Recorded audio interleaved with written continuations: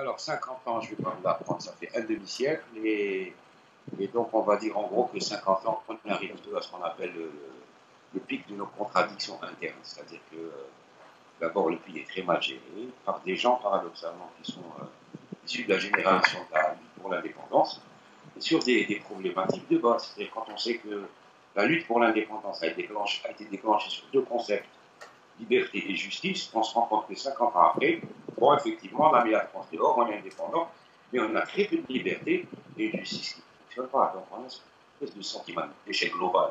Bon, bien sûr, on pourra dire, oui, à l'indépendance, il y avait 90% d'analphabètes en Algérie, aujourd'hui, il en reste 10. Ça a été décrit ici, on a construit des logements, des routes, des hôpitaux, mais franchement, c'est pas assez, parce que d'abord, on a des ressources assez conséquentes, on ne voit pas très bien ce qu'on en a fait. Bon, il y a eu des infrastructures de base qui ont été fabriquées, on les voit, mais pour le reste, il y a vraiment une très mauvaise répartition des richesses, et surtout, cette génération de l'indépendance, cette génération de la lutte pour l'indépendance, le gouvernement en Algérie est très très mal. Et donc, il se cache encore derrière une espèce de légitimité révolutionnaire pour gouverner, mais d'une part, la plupart de ces gens-là n'ont pas vraiment participé à la guerre, et d'autre part, aujourd'hui, l'échec est assez flagrant, ça marche pratiquement dans certains secteurs, y compris dans l'Internet, de là où je vous parle, où l'Algérie vient d'être classée 160e au niveau mondial. C'est quand même assez désastreux. Voilà, globalement, il y a un sentiment d'échec, et bien sûr, dernièrement, le ministre de l'Intérieur a dit oui, on a quand même fait des choses.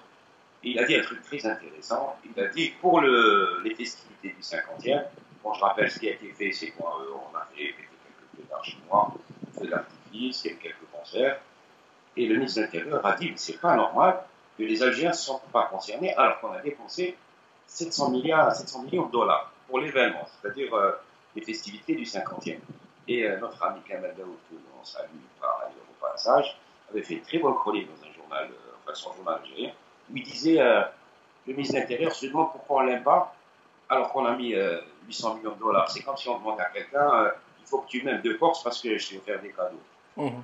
Voilà, donc c'est un peu une dialectique complètement décalée. On nous demande d'aimer l'Algérie qu'on aime par ailleurs, mais on n'aime pas le régime. Et ils nous disent mais pourquoi vous ne l'aimez pas, on vous donne de l'argent. Donc c'est un peu ça. Donc il y a un échec, il y a une espèce d'aveuglement total de la part du gouvernement qui est vraiment à côté de ces points.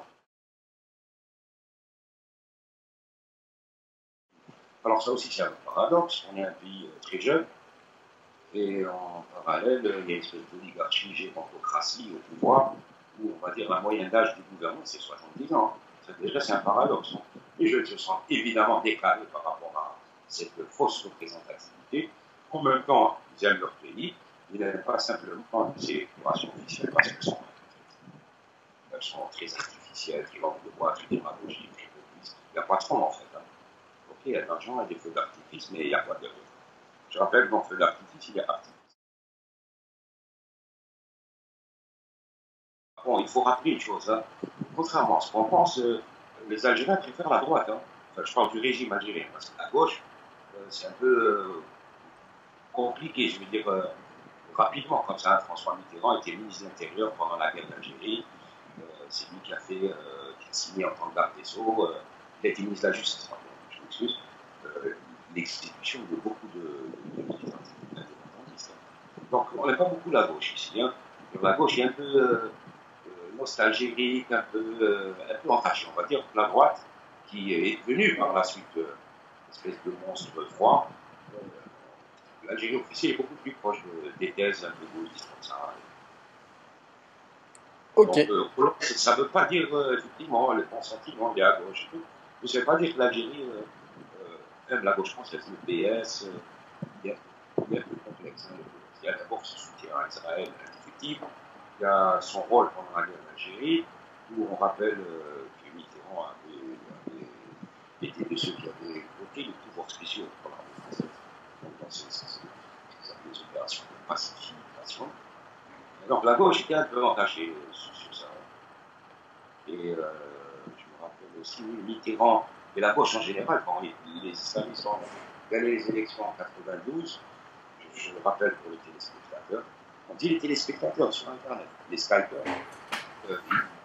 la France avait applaudi à la victoire islamiste en disant c'est ça la démocratie, les islamistes ont gagné, ben, il faut continuer. Après, il y a eu 10 ans de guerre civile, 200 000 morts, je ne raconte pas là-dessus. Donc, le régime n'aime pas beaucoup la gauche.